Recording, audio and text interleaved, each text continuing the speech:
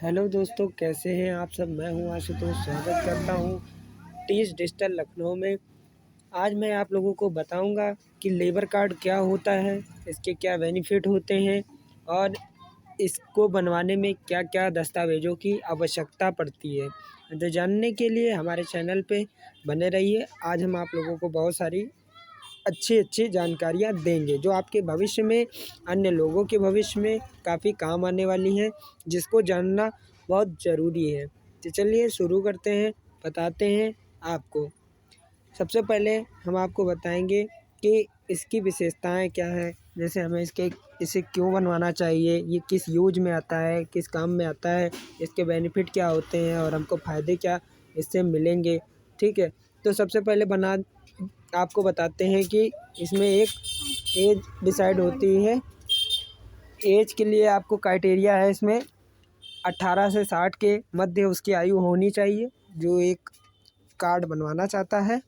और उसका आधार कार्ड इसमें लगता है, आधार कार्ड, बैंक पासबुक, 2 फ़ोटो और नॉमिनी का आधार, अगर उसके घर में वाइफ है या माता पिता पत्नी बच्चा कोई भी है तो वो उसका एक आधार लगा सकता है। तो और इसके बनवाने के बेनिफिट ये हैं कि आपको सभी प्रकार की भारत सरकार द्वारा जो योजनाएं आती हैं, श्रमिक डिपार्टमेंट की तरफ से जो योजनाएं आती हैं, मज़दूरों के लिए जो फंड आता है, जो सहायता आती है वो इनको प्रदान कराई जाती है इस कार्ड के माध्यम से। टर्म्स एंड कंडीशन ये रहती है कि जिसका ये कार्ड बना है वो प्रतिवर्ष या एक बार में 3 साल का रिन्यूअल मतलब नवीनीकरण करवाना ज़रूरी है। अगर आप कार्ड आपका बना है तो आप अपना नवीनीकरण करवा कर रखें ताकि आपको सभी प्रकार की आर्थिक स्थिति की मदद दी जा सके। और इसमें शिक्षा का भी पैसा मिलता है और बीमारी का भी। समस्त योजनाएं आपके सामने हैं। सब योजनाओं के तहत इनमें लाभ मिलता है, मकान भी मिलता है और आपको शौचालय सहायता योजना भी चलती है, शौचालय का भी वितरण होता है तथा साइकिल योजना और लैपटॉप योजना, अन्य योजनाएं जो भी आती हैं डिपार्टमेंट की तरफ से, परिवर्तन की तरफ से, जैसा भी सरकार का निर्णय होता है वो दिया जाता है। इसको बनवाने के लिए दस्तावेज़ की बात करते हैं तो सबसे पहले श्रमिक का आधार कार्ड होना चाहिए। सॉरी, श्रमिक का आधार कार्ड होना चाहिए, 2 फ़ोटो, बैंक पासबुक और एक नॉमिनी का आधार। घर में नॉमिनी जिसको भी वो डालना चाहते हैं, जो इनके ना रहने पर उस बीमा के पात्र होगी, क्योंकि इसमें एक पॉलिसी बीमा भी होता है, तो इसलिए नॉमिनी का आधार कार्ड होना चाहिए। और श्रमिक के घर का विवरण, मतलब जो उसके पत्नी बच्चे अन्य लोगों के आधार कार्ड जो विवरण में लगता है। और श्रमिक का बैंक अकाउंट होना चाहिए और श्रमिक का जहाँ पर काम करता है नियोजन प्रमाण पत्र वहाँ से उसको एक लिखवा के लाना पड़ता है। तो आप अपने किसी भी सीएससी सेंटर, नज़दीकी सीएससी सेंटर या अपने कोई साइबर कैफ़े के पास जाएंगे तो वहाँ पे वो आपको दस्तावेज़ ले जाना है, आधार कार्ड, बैंक पासबुक, 2 फ़ोटो और नियोजन प्रमाण पत्र तथा स्व घोषणा प्रमाण पत्र। नियोजन प्रमाण पत्र आपका जो जहाँ पे आप काम करते हैं ठेकेदार उसको वेरीफाई करके नियोजन प्रमाण पत्र आपको उन्हीं के फॉर्मेट में बना हुआ रहता है, उसको प्रमाणित कराना रहेगा आपको। और स्व घोषणा प्रमाण पत्र वो आपको स्वयं घोषणा करना है, मतलब स्वयं भरना है उसको कि आप इसके पात्र हैं या इसमें गलत डिटेल पाए जाने पर आपके खिलाफ कार्रवाई की जा सकती है। और जो आपके उसमें जानकारी पूछी जाती है वो आपको फिलअप करनी है। टर्म्स एंड कंडीशन को उनके अलाउ करना है, फॉलो करना है और अपने डॉक्यूमेंट में 2-2 कॉपी लेके जानी है आपको, 2 आधार की, 2 बैंक पासबुक की, 2 फ़ोटो और 2-2 कॉपी अपने परिवार के सदस्यों का विवरण जो जुड़वाते हैं आप, उनमें की सबकी लेके जानी है। और एक नॉमिनी आपको ऐड कराना है। उसके बाद आपको आवेदन कर देना है। आवेदन होने के बाद आपको तुरंत आवेदन संख्या मिल जाती है, मतलब वो एक रिसीविंग आ जाती है जिसमें लिखा रहता है श्रमिक सत्यापन। तो मतलब वो अभी सत्यापन वहाँ नहीं लिखा होगा, तो जैसे ही वो वहाँ से विभाग द्वारा इसको अप्रूव किया जाता है उसके बाद वो सत्यापन वहाँ हो जाता है। तो और आपको हम बता दें, आवेदन करने के 10 से 15 दिन बाद या 5 से 6 दिन बाद जैसे ही वो अप्रूव होता है डाटा, उसके बाद आप अपना सर्टिफिकेट स्वयं निकाल सकते हैं, जाके निकलवा भी सकते हैं, कोई दिक्कत नहीं है। तो आप जैसे ही जाएंगे आपको आवेदन संख्या डाल के, मैंने आपको बता रखी है एक वीडियो में सर्टिफिकेट कैसे डाउनलोड करें, तो मैं ऐसे भी करूँगा, एक बार आपको वीडियो बना के बता भी दूंगा कैसे कार्ड रजिस्ट्रेशन करते हैं, ठीक है। तो आप यूपी में जितने भी अपने यहाँ आप हैं डिस्ट्रिक्ट वाइज, तो आप अपने ज़िले के हिसाब से आप रजिस्ट्रेशन यहाँ कर सकते हैं। तो दोस्तों आशा करता हूँ ये वीडियो आपको अच्छा लगा होगा। अगर वीडियो अच्छा लगा है तो चैनल को लाइक करें, शेयर करें और सब्सक्राइब ज़रूर कर लें, ताकि आपको नई नई सुविधाएं और योजनाएं और रजिस्ट्रेशन प्रोसेस आपको सबसे पहले हमारे द्वारा बताया जा सके। डॉक्यूमेंट तो आपका क्लियर हो गया होगा, बैंक पासबुक, आधार कार्ड, नॉमिनी का आधार कार्ड, 2 फ़ोटो, इतनी चीज़ें आपको लेके जानी है। फिर वहाँ से 2 फॉर्म आपको मिलेंगे, एक स्वघोषणा प्रमाण पत्र, एक नियोजन प्रमाण पत्र। नियोजन वो ठेकेदार आपका करेगा, और स्वघोषणा प्रमाण पत्र आप खुद का स्वघोषणा प्रमाण पत्र लिखेंगे कि मैं टर्म्स कंडीशन को अलाउ करता हूँ, और अपनी डिटेल वहाँ भर देंगे, नाम, पिता का नाम, जन्म तिथि तथा आधार नंबर वगैरह वहाँ सत्यापन कराया जाता है, तो आप उसको भर सकते हैं। आइए जानते हैं इसमें योजनाएं कौन कौन सी हैं। तो हम समस्त योजनाएं पे क्लिक करते हैं, तो यहाँ पे हम आपको बता देंगे, मतलब हम एक एक योजना का एक विस्तृत रूप से बताएंगे, कैसे आप अपनी भाषा में बताएंगे आपको कि कैसे इसका बेनिफिट होता है, क्या क्या लाभ होते हैं। तो चलिए हम आपको बताते हैं।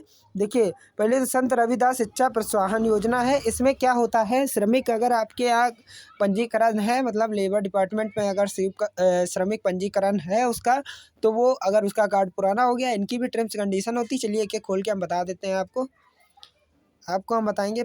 देखिए, पहला तो ये है संत रविदास शिक्षा सहायता योजना। इसके लिए इसको पात्रता मतलब क्या होगी, कौन इसका पात्र होगा, बोर्ड में पंजीकरण एवं अद्यतन रूप से सक्रिय हो। मतलब वो सबसे पहली क्वेश्चंस मैं हर वीडियो में आपको बताता हूँ कि लेबर कार्ड अगर आपका बना है, श्रमिक कार्ड आपका बना है, तो उसको रिन्यूअल रखिए। रिन्यूअल रखने का आपको बहुत बड़ा बेनिफिट मिलने वाला है। जैसे कि इन्होंने पहले ही एक नोटिस दे दी है कि बोर्ड में पंजीकृत एवं अद्यतन रूप से सक्रिय हो, मतलब वो एक्टिव हो, अपना कार्ड रिन्यूअल करा के रखा हो। सबसे पहली चीज़ आपको बता रहा हूँ, रिन्यूअल कराना बहुत ही महत्वपूर्ण है।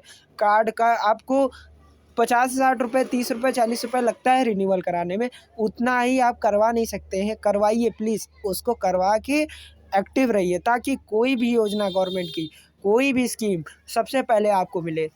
फिर बाद में लोग कहते हैं इस कार्ड बनवाने का कोई फ़ायदा नहीं हुआ। अरे क्यों नहीं होगा, आप उसके पात्र तो हो, पहले उसकी पात्रता को तो जानो, कैसे इसका बेनिफिट होगा। तो प्लीज़ आपसे निवेदन है, कार्ड बनवाना ही बहुत बड़ी शाबाशी नहीं है। कार्ड को टर्म्स कंडीशन को भी फॉलो रखिए, रिन्यूअल करिए अपना श्रम कार्ड, उसके बाद आप योजना के पात्र अवश्य होंगे, मैं आपसे वादा करता हूँ। क्योंकि देखिए, गवर्नमेंट है, जो एक्टिव रहते हैं उन्हीं को ही वो स्कीम का बेनिफिट होता है। आप जानते हैं कि ज़्यादातर लोग इसमें एक्टिव वही होते हैं जो नई नई जानकारियाँ उनको प्राप्त होती रहती हैं। तो प्लीज़ आप चैनल को भी सब्सक्राइब करिए, ताकि आपको भी नई नई जितनी भी योजनाएं आ रही हैं, अपने पास सुविधाएं आ रही हैं, वो हम आपको बता सकें। और दूसरी टर्म्स कंडीशन इनकी ये है, निर्माण श्रमिक द्वारा पंजीकृत के उपरांत कम से कम 365 दिन बोर्ड की स्वीकृता अवधि पूर्ण कर ली गई हो। मतलब अगर ये सहायता आपको चाहिए, मतलब अपने बच्चे की शिक्षा का पैसा अगर आपको चाहिए, तो निर्माण श्रमिक मतलब आप अगर काम कर रहे हैं, तो आपको काम करते करते 365 मतलब 1 साल आपको एक्टिव होना पड़ेगा। 1 साल पुराना आपका कार्ड हो, सीधा फंडा है, इनके कहने का मतलब यही है। ऐसे ऐसे बालक एवं ऐसी बालिका की आयु प्रत्येक वर्ष की 1 जुलाई को 25 वर्ष या उससे कम हो। मतलब अगर आपके छोटे बच्चे हैं तो आप इसका बेनिफिट ले सकते हैं। फिर कह रहा है, निर्माण श्रमिक के बालक बालिकाओं का आधार प्रमाणीकरण उक्त योजनाओं के हितलाभ हेतु आवश्यक होगा। मतलब मैंने आपको बताया ना कि अपने बच्चों का कार्ड में आधार कार्ड जुड़वाना बहुत ज़रूरी है। मतलब अगर आप परिवारों का सदस्य का विवरण जब आप देते हैं तो बच्चों के आधार ज़रूर दीजिए। मेरे कहने का मतलब ये है, और ये देना ही होगा इसमें। अगर ये आपने नहीं दिया है तो इस योजना के पात्र आप नहीं हैं।